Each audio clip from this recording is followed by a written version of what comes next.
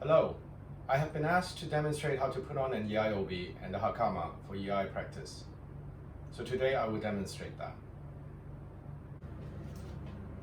For better visualization, I have chosen a white obi. It can be any color or any type, any style. You can use a kaka-obi as well.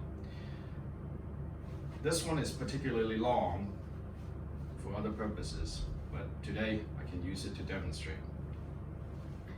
First of all, you just let it out. The first part is so you leave a bit dangling, like so. You put it in front of just below your belly button. There are 2 points, 2 bone prominences, okay? You should put the obi just at that level, like so. Leave a little loop like this. Put the obi around.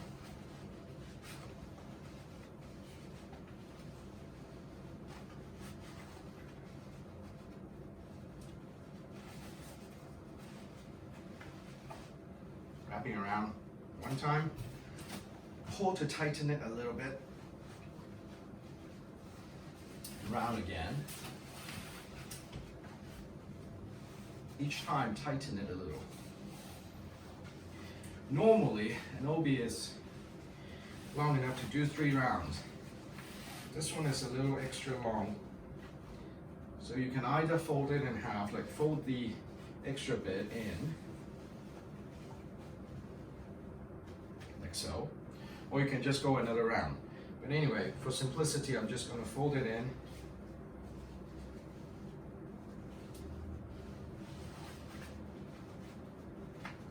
Like so. Okay? Now these two should be roughly the same length. Remember the loop that we left in the beginning. Put this free end through that loop.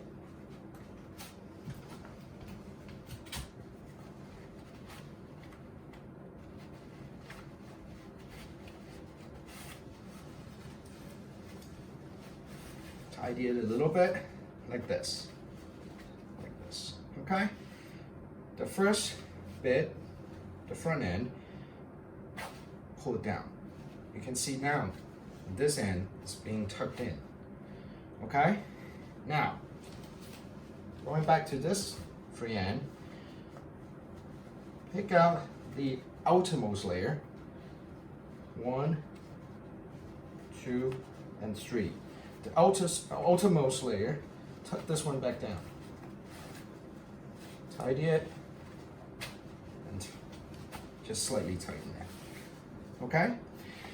For extra security, you can throw another half knot here if you want, but usually this is strong enough. I'm going to do another one.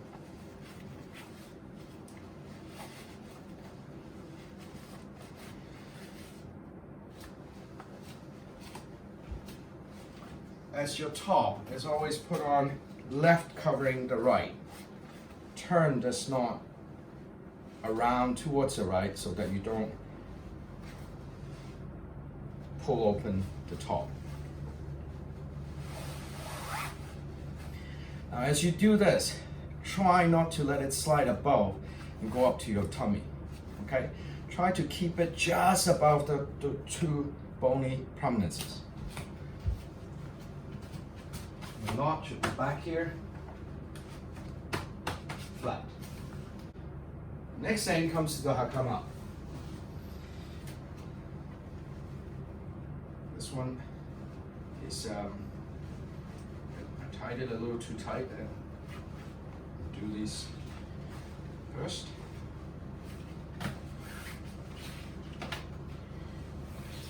You should have 2 ends to it.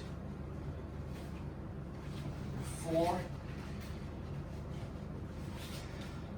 long strands. 2 very long ones in the front and 2 shorter ones in the back. There's a board-like thing. This is for the back. This is called koshiita. Now this particular one doesn't have a little plastic tab. That tab, if you have it, is to tuck in to your obi when you finish. But this one doesn't. So I will not be able to show you this. but bear in mind that most of them do have a little plastic tag. Okay? Now, first thing is, hold it up, front side forward, and drop the bag down. Be very careful. This is like a pair of pants. It actually have two legs, as they are very, very wide inside. You don't want to put both legs into one leg of the trousers. Okay? So be careful. One leg in, the other leg in.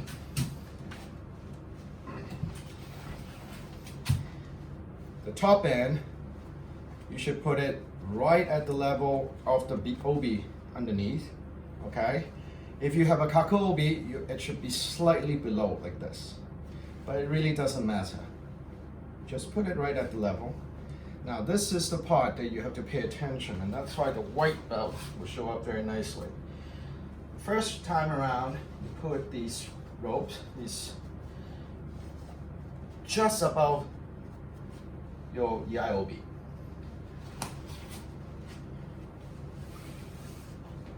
Like so. Tighten it, and then bring it to the front.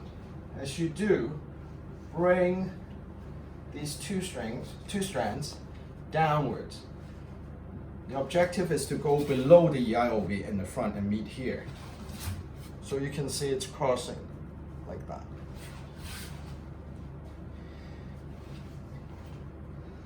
And for the front, put it down like this. I'm going to turn on a little light here. Like so. Now, there are many ways of doing this. One simple way is to just turn the one on the deep side upwards and hold it down like that. And people that also, like me, I just fold the two strands upwards like that. And certain schools actually tell you to throw a simple half knot here too for extra security. That's all up to you.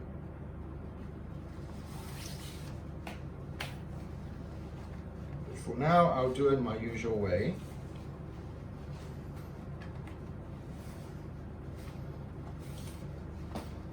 Fold it, pull, hold it, keep the tension on, and bring it around.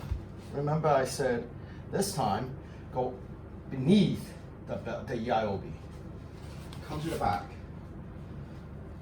Tie a simple bow.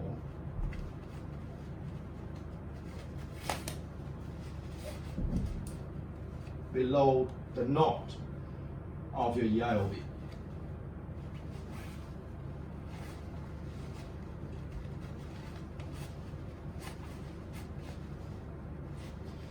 When you get used to it, you can actually get these strands very much the same length, but it really doesn't matter too much because this is all going to be tucked in.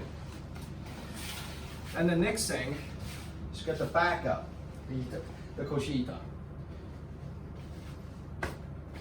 Make sure everything is nicely tucked underneath. And you put the koshita above everything.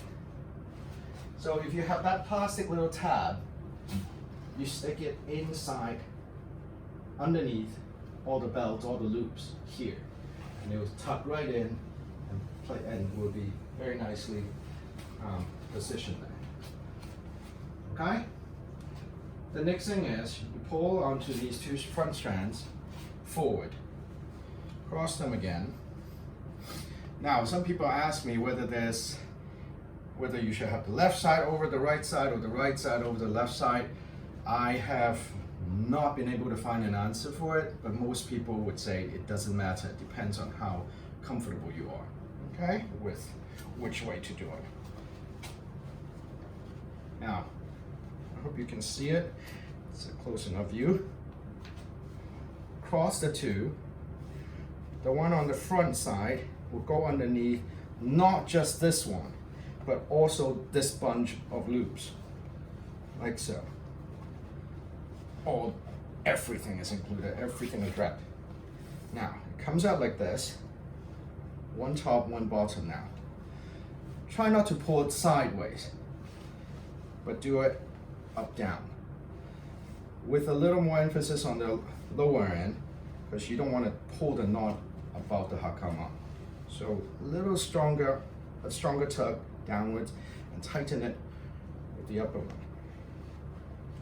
The next part is to form a cross like this, okay?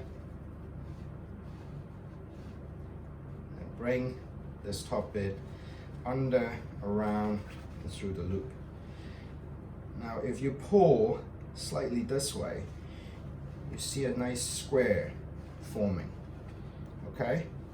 Slide it slowly, tightly, gently. So, these two loose ends, wrap it underneath these loops, okay? Some people like to wrap it twice, and then tuck it to the back. The left side is the same thing, but because we're gonna put the sword on the left side, and if you keep moving it around, sometimes you untwist this and pull it out. So I would say do 2 loops on the left side. The right side doesn't really matter, but the left side, I tend to do this, okay? And tuck it into the back. If you want, you can just tuck it under all the belts so it doesn't fall out like this, okay? I just tuck it back in.